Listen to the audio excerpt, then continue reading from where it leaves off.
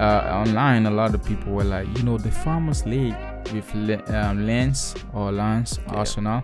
They were like, oh, this is the Farmers League beating I think the I saw Premier that. League. Yeah, You saw that? Yeah. And on the flip side, the next day, they were like, and I was like, oh, guess what? Newcastle is beating the champions of the Farmers League. Well, and PSG are not playing that well this season, domestically or like I don't know what their deal is. Well, I do know what their deal is. When you watch them, you figure it out. But Kolo Muani didn't have a great game. Yeah, he missed a lot of chances. He was pretty sloppy on the ball. Mbappe was still on the bus, right? Like he never actually walked into the stadium. That's what I saw it as. Yeah. Especially with Newcastle having that blew my mind. The stat 27% possession. Yeah, that's crazy. That was it. But listen to this though. This is where it gets wild. 27% possession for Newcastle, so 73% PSG. And then shots on goal. Newcastle had 12 shots with 8 on goal, despite only having 27% possession. That's and crazy. PSG had 11 shots with only 2 on goal. That's absolutely absurd. What were you doing with that 73% of your possession? Well, I think PSG just fucking around. They were not conversion rate trash. Mm-hmm. They were not efficient enough. The passes were way either too late or didn't just go through. But I told you that this last week. I think it was 2 weeks ago or last week. But I wanted to see them getting tested. Just because, and I knew it. By Newcastle. I didn't think it was gonna be Newcastle, but that's the thing. You can't scoff at Newcastle anymore. It's not a. They're here to stay. Yeah, it looks like, and they're whatever. That's the but just because when you look at their defense, they commit so high that you wonder if they had a team that would be so quick in transition. Oh, they won't make it. Yeah. And that's exactly how. I didn't think that it was going to be Newcastle that were going to expose PSG, but I knew in the game that if someone was playing off counterattacks or transitions or just quick, then PSG was going to get caught in fight. And that just proved it. And you can tell, I think there was what goal was that? On the second goal, I think 39 minutes, there were Newcastle set pieces. There was a lot of pressure on that set piece that led to that goal. PSG doing nothing, not clearing anything in the defense. You allow the ball to roam around. That's not what you want to do. And Donnarumma makes several good saves, but it's just not enough. And I texted you that last night. Actually, I was like, is Donnarumma possibly the best goalkeeper in Europe? Not because and that's the thing about being a good goalkeeper as well. Sometimes, and someone's going to disagree with me, and I know that, and it's fine. Sometimes you can be the best goalkeeper in the world and still concede a shit ton of goals. Yeah. Because at a certain point, it's not just you. It's the defense around you. And you're not 8 feet tall. You don't have a 15-foot wingspan. Yeah. Like a pterodactyl. You know what I mean?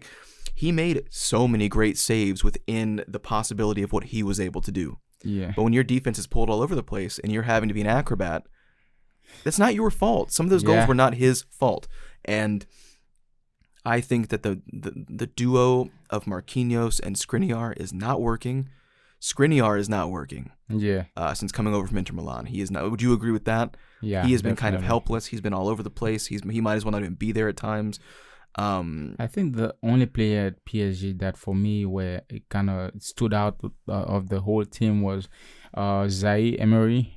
Played very well, assisting, good defense on the midfield. But when the team is playing trash, there's nothing he can do. But at least you could see how good he performed. Do you think that it benefits the team overall to have someone that young in that important of a role? Because I don't think that he played well. Does he need to have someone else in the very middle of the park with more experience? I do feel like for something's not clicking in the midfield.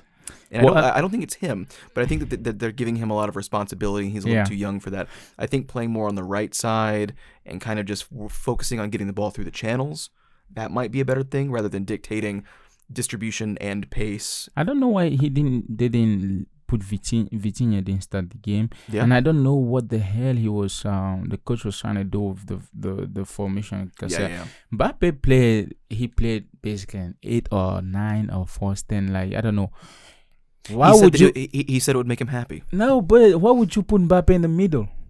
Mbappe played in the middle. That's why. I don't think he wanted even to play. After I think the third goal, the camera was. I mean, he was probably like, "Man, I gotta get out of this team. They're not trying to win." Because you put him on the left wing. You put him on the left wing, or at least as a striker, you put him behind Ramos, and you put Colomani on that side. Yeah. And you put Dembele on the other side. Dembele is a good player. The thing about Dembele, he is never efficient, and PSG just conventional rate. They were joking around. But I want to say this though: do we actually see, or from that game, do we understand how fit Newcastle is? I'll tell you what happened in 90 minutes. They managed to sustain the same pressure every single minute without committing too high, taking away spaces when they needed, marking players when they needed, and setting up a low block when they were supposed to. On transition, it means every time they were quick on transition or just build up, it was always a threat in PSG's box. And yes, they played very consistent throughout. And I think, fans and viewers seem to not want to give Newcastle the respect. Like, some people were saying, like, even though he scored that goal, like, oh, Longstaff is a shit midfielder, and so that shows how bad PSG are. No. I think that's part of why Newcastle absolutely demolished them. Yeah. They didn't choose to take them seriously, and we all know that PSG is like one of the most egotistical clubs in the world, probably regardless of sport. Just one of the most arrogant organizations in athletic history.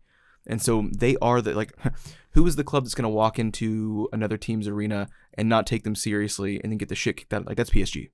Yeah. They're the ones that are going to say, "Oh, well, we are PSG. They are just Newcastle." And like, no, you got fucking demolished. So, like, pick your chin up off the floor. You're not even number one in your own league. Mm-hmm. So take this club more seriously now. You have to. I think everyone kind of has to now.